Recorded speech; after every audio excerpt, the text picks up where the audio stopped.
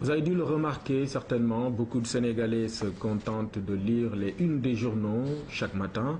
Ces lecteurs assez particuliers qui n'achètent jamais se permettent de commenter pourtant l'actualité à longueur de journée.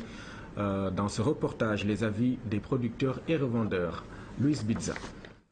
Ils sont très au fait de l'actualité. La stratégie s'agglutiner autour des kiosques pour scruter les unes de la presse sans débourser un seul sou. Ailleurs, on les appelle les titrologues. Ici, on les prénomme les liseurs de titres.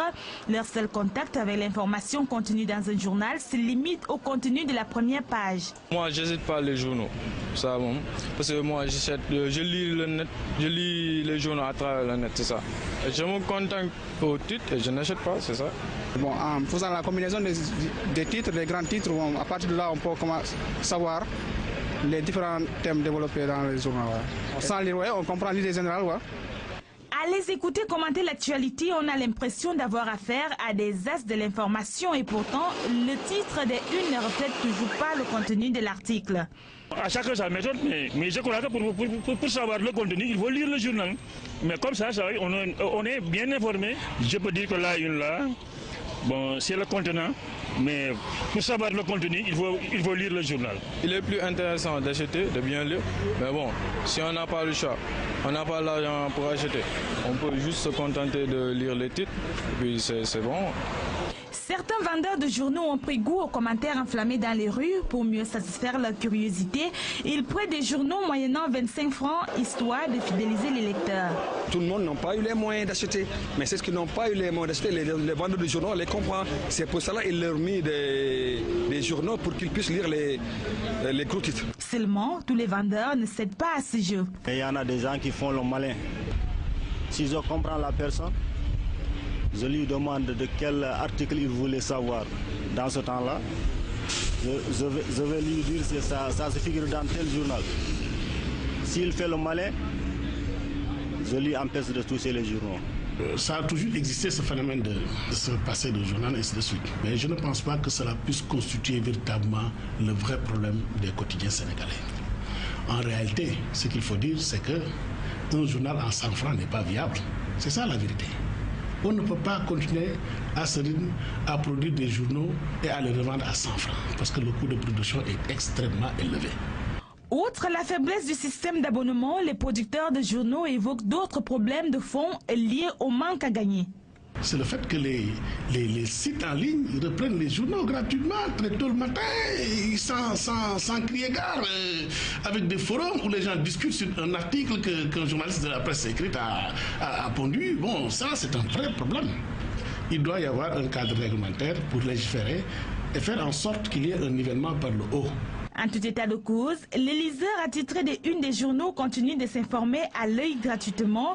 Même s'ils soutiennent mordicus que c'est une bonne méthode, les librairies échappent encore à l'intrusion de cette catégorie de lecteurs.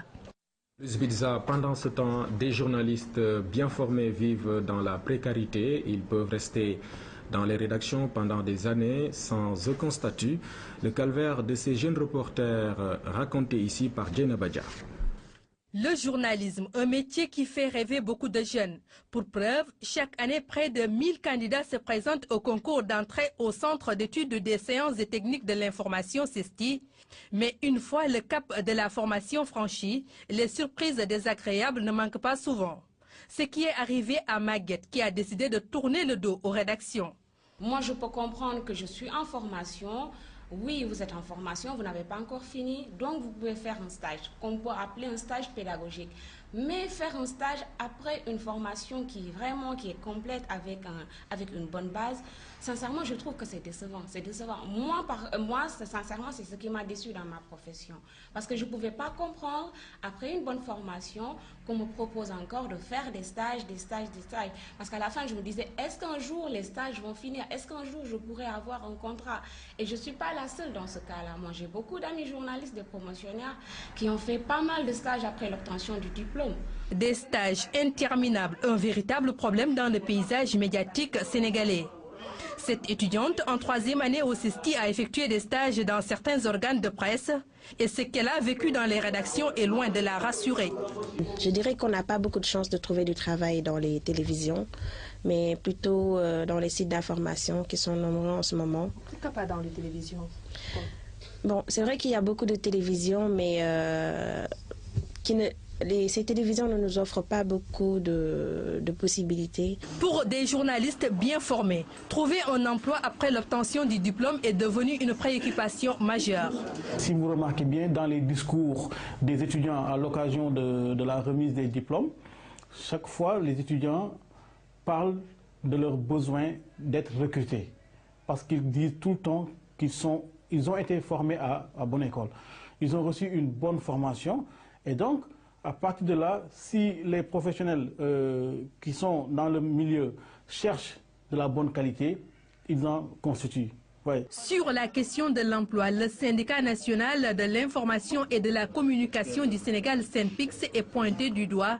Les jeunes journalistes lui reprochent son manque d'engagement. SYNPICS aussi devrait vraiment s'impliquer dans cela et, je ne sais pas, trouver un moyen d'aider les journalistes qui sont sortis des écoles, qui, au-delà d'une période vraiment bien déterminée de stage qui devrait être peut-être dans la norme, qu'après que le journaliste ou bien la journaliste qu'il ait un contrat. Le SYNPICS compte sur une volonté politique pour l'adoption de la nouvelle convention qui prend en charge une bonne partie des préoccupations des journalistes. Le nouveau code de la presse qui garantit l'accès, n'est-ce pas, à la profession. Il faut être diplômé d'une école de journalisme reconnue par l'État. Autrement, il faut avoir la licence et puis 3 années d'expérience en matière de collecte et de traitement de l'information et validée par, n'est-ce pas, une commission, voilà, qui sera déterminée dont la composition devra être déterminée par le ministère de la Communication. Ça, c'est un point fort. Certains patrons de presse, de leur côté, estiment que c'est aux journalistes de mettre un terme à la situation. Faut pas que, quand quelqu'un a la compétence, quand quelqu'un doit se valoriser professionnellement, je pense qu'il ne doit pas accepter d'être relégué à une situation de précarité éternelle. Il faut accepter de se remettre en cause et de prendre ses responsabilités pour dénoncer des situations qui n'ont pas raison d'être. La pléthore de journalistes non formés sur le marché complique davantage les choses. La morosité économique de la plupart des entreprises de presse au Sénégal fait que certains patrons de presse préfèrent se rabattre sur ces derniers au détriment de ceux qui ont subi une bonne formation. Toutefois, ceux qui ont compris que la maîtrise de la collecte et de la diffusion de l'information nécessite une formation n'hésitent pas à aller s'instruire. En décembre 2011, j'ai commencé à rédiger pour un quotidien privé, La Tribune. Quelque part, je sentais qu'il y a des choses que je ne maîtrisais pas. Et étant professeur d'anglais, j'ai appris qu'il faut apprendre avant de pouvoir enseigner. Ces dernières années, le CESTI, dans le cadre du Fonds d'aide à la presse, forme par an une trentaine de professionnels qui ont le baccalauréat et 2 ans d'expérience au minimum. C'est le constat général. Nous voyons au Sénégal un nombre important de jeunes qui pratiquent le métier de journaliste sans avoir eu la chance d'avoir fait une école de journalisme. Ça pose certains problèmes. Relatifs notamment à l'éthique, à la déontologie, mais également même à la pratique du métier en tant que tel. Je pense que les décideurs ont constaté avec le syndicat, le SYNPICS, qu'il fallait une formation pour ces professionnels-là qui étaient déjà sur le terrain et qu'on ne pouvait pas jeter dans la rue. L'assainissement du paysage médiatique est plus que nécessaire pour le respect des règles de l'éthique et de la déontologie régissant la profession. Cela permettrait aussi de mettre fin à la précarité dans laquelle vivent des jeunes journalistes devenus souvent des proies faciles.